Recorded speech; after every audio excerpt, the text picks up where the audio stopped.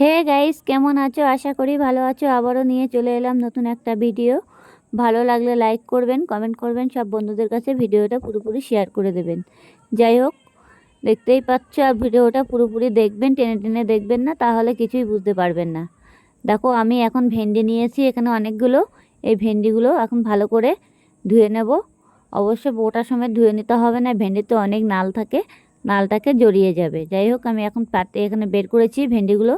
অবশ্য জল জল ভাব রয়েছে, বালতির মধ্যে দিয়ে অনেকটা জলের ভিতরে আমি এখন ভেন্ডিগুলো, গোটা গোটা ভেন্ডি ধুয়ে নেব। আর দেখো, এখানে এতগুলো লঙ্কা দিয়েছি। লঙ্কাগুলো অবশ্য ঝাল নেই, ফুলো ফুলো লঙ্কা, দেখে মনে হচ্ছে কি ঝাল হবে, কিন্তু বেশি ঝাল হয় না লঙ্কাগুলো। এখন এই বর্ষার সময় লঙ্কা পচে পচে যায়। যাই হোক, আর এখানে পেঁয়াজ আছে আর একটু রসুন আছে। দেখো, আমি এই জলের ভিতরে পুরোটা ভেন্ডি ধুয়ে নিচ্ছি। অনেকগুলো জল আছে এখানে, একটু জলের মধ্যে ভালো করে ধুয়ে নিতে হবে। অনেক সময় ভেন্ডিতে কাদা কাদা থাকে, ভালো করে ধুয়ে ধুয়ে নিতে হবে মানে ভেন্ডিটা। যেটি হোক, ধুয়ে আমি একটা পাত্রে তুলে নিয়েছি। এই দেখো, তুলে নিয়ে এবার ভেন্ডিগুলো ভালো করে আমি ঝটপট করে কেটে নেব। একদম কুচি কুচি করে ভেন্ডিগুলো কাটবো, বেশি বড় বড় করব না, একদম কুচি কুচি করে কাটতে হবে ভেন্ডিগুলো। এই দেখো, আমি বটি নিয়ে বসে পড়লাম তাড়াতাড়ি করে। এবারে আমি ভেন্ডিগুলো তাড়াতাড়ি করে কেটে নিচ্ছি। এই যে কাটা হয়ে গেছে আমার ভেন্ডিগুলো, দেখতেই পাচ্ছ কত সুন্দরভাবে কুচি কুচি করে। এভাবে ভেন্ডিগুলো কেটে নিলে ভাজতেও সুবিধা হবে, আর খেতেও টেস্টি হবে। আর অল্প একটু রসুন কুচি করে দিয়েছি। এখানে 2-4টে লঙ্কা আছে, আর এখানে একটা পেঁয়াজ আছে। এইগুলো আমি অবশ্য তেলের উপরে দেবো, বেশি কিছুর মধ্যে মশলা দেবো না। আর খেতেও কিন্তু খুবই স্বাদ লাগে এইভাবে ভেন্ডি ভাজা করলে।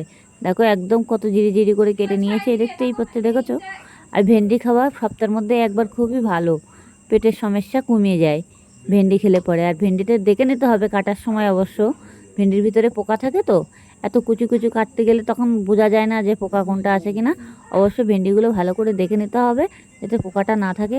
অনেক সময় পোকা টোকা কেটে ফেললে পরে তখন খেতে গেলে কেমন নিজেদের খারাপ লাগবে, আর সেটাও পেট খারাপ করবে, পায়খানা টায়খানা হবে। যাই হোক, আমার ভেন্ডিগুলো ছোটো ছোটো করে কেটে নিয়েছি। এই রসুনগুলো দেখো, গোটা গোটা রসুন, মানে কোনো রকমভাবে কুচু কুচু করে কেটে নিয়েছি, এই যে দেখেছো। আর এখানে অবশ্য আমি আবার মাছের একটু তেল ছিল, সেটা দিয়ে আমি ভেন্ডিটা ভাজা করব। এই দেখো, বাটির মধ্যে রেখে দিয়েছিলাম, আমি কড়াই বসিয়ে দিয়েছি। এবার সেই তেলটাকে আমি কড়ার মধ্যে দিয়ে দিচ্ছি। এই যে দিয়ে আমি ভেন্ডিটা পুরোটা ভাজা করে নেবো। আর খেতেও কিন্তু খুব দারুণ লাগে ভেন্ডি ভাজা করলে, মাছের তেল দিয়ে কুচু কুচু করে কেটে। দেখো, আমি তেলটা দিয়ে দিয়েছি, অবশ্য তেলটা গরম হয়ে গেছে। এবারের ভিতরে আমি এবারে যে মশলাগুলো কেটে রেখেছি, পেঁয়াজ আর রসুনটা, সেটা আমি ভালো করে গরম করে নেবো। তেলের মানে গেঁজাটা মরে যাক, না মরলে পরে দিতে পারছি না, যেতেই হোক। এবার সেটা আমি দিয়ে দিয়েছি। এবার আমি দিয়ে দিচ্ছি রসুনটা। দেখেছো, রসুনটা ভালো করে ভেজে নিতে হবে, একটু লাল করে ভেজে নিয়ে আমাদের বাকি পেঁয়াজটা ছিল সেটাও আমি দিয়ে দেবো।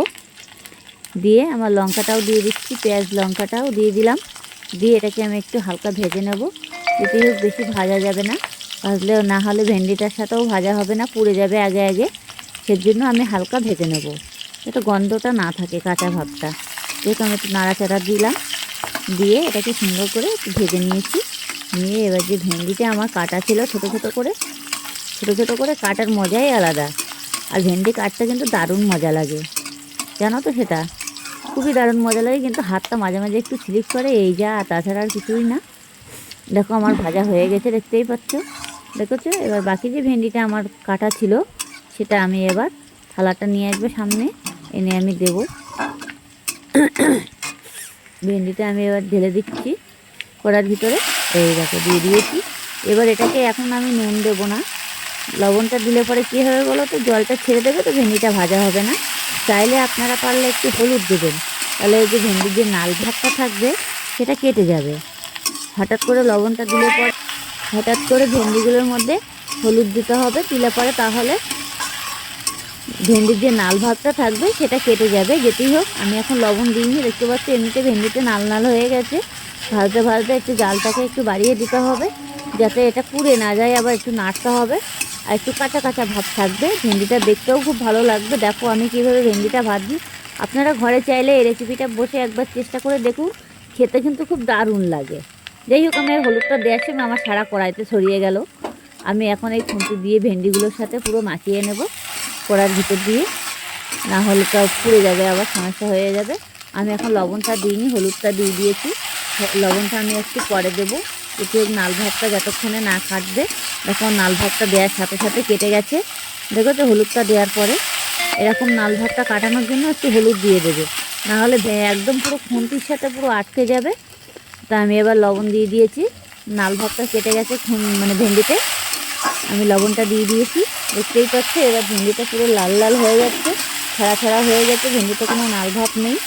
আর কিন্তু এইভাবে ভাজলে পরে খেতেও কিন্তু খুব দারুণ লাগে। অবশ্য মাছের তেল ছিল অল্প একটু, এটা আমি দিয়ে ভেন্ডিটা পুরোটাই ভেজে নিচ্ছি। আর এই কুচি কুচি করে ভেন্ডি কেটে মানে রান্না করলে পরে মজা লাগে আলাদা, মানে খেতে এত স্বাদ লাগে কী বলবো আপনাদের, খুবই স্বাদ লাগে।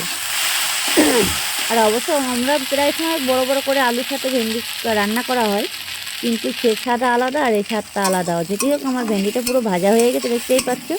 আমি গ্যাসটাকে অফ করে দিয়ে দিয়েছি। এবার এটাকে আমি একটা পাত্রের মধ্যে তুলে নেব। দেখো একদম পুরো ছাড়া ছাড়া হয়ে গেছে ভেন্ডিগুলো, কোনো মানে নাল ভাব কিছুই নেই। আর মনে হচ্ছে একদম পুরো কাঁচা কাঁচা মতন, কিন্তু ভেন্ডিটা পুরোটাই হয়ে গেছে। যাই হোক, ভালো লাগলে লাইক কমেন্ট করবেন আর সব বন্ধুদের কাছে ভিডিওটা পুরোপুরি শেয়ার করে দেবেন।